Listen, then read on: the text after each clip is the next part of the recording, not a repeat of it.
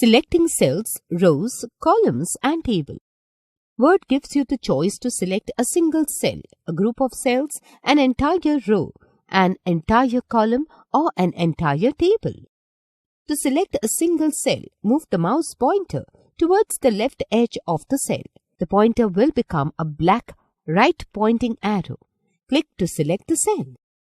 To select a group of cells, click on any of the corner cells to be selected and without releasing the mouse button, drag to select more than one cell.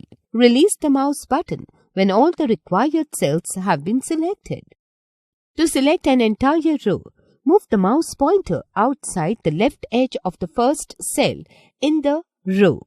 The pointer will become a white right pointing arrow. Click to select the entire row.